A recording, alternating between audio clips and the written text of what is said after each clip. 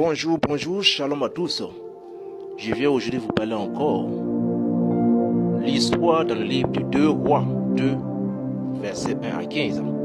Ici, la Bible nous parle d'un prophète Élie qui a achevé sa mission sur la terre et qui était sur le point d'être enlevé au ciel par son Dieu.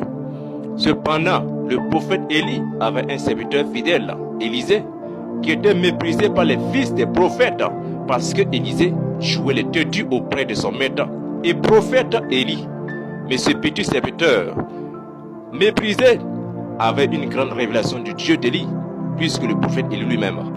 Et en poursuivant la route du Jourdain pour l'enlèvement de son maître Élie, malgré les distractions des fils des prophètes, Élisée reste convaincu, si seulement ce que j'ai entendu et vu de son Dieu faisait en Israël n'est pas seulement que de la sorcellerie ou de la magie, c'est que je peux avoir plus que de son esprit.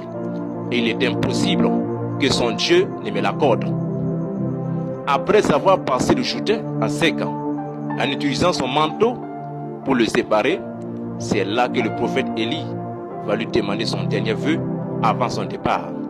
Après le vœu d'Élisée, le prophète Élie même est étonné de sa demande parce que Élie connaissait seulement un Dieu, mais il n'avait pas la vraie révélation de ce Dieu. Que ce qu'il a fait pour l'autre, il peut aussi le faire au-delà pour l'autre en fonction de sa mission sur terre.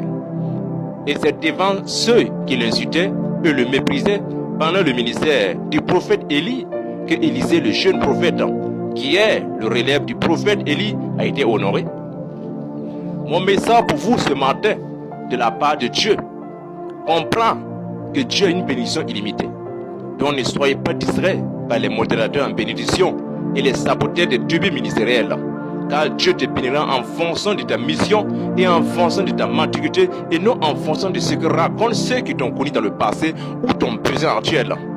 Pour pouvoir recevoir une bénédiction à la façon d'Élisée, il faut être un vrai têtu en fonction de révélation que tu as de ton Dieu, de la mission que tu désires accomplir dans ce monde. Je suis en train de te dire, personne ne peut te montrer le vrai Dieu sans toi-même tes propres révélations et tes propres capacités de croire plus que les autres. Et c'est ce que Élisée a fait. Et même son maître Élie a été étonné parce qu'il vivait son niveau de perception de son Dieu. Mais Élisée avait un niveau plus élevé et plus grand que son maître Élie.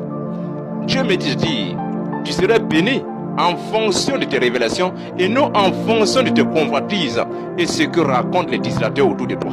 Shalom à tous et bonne journée.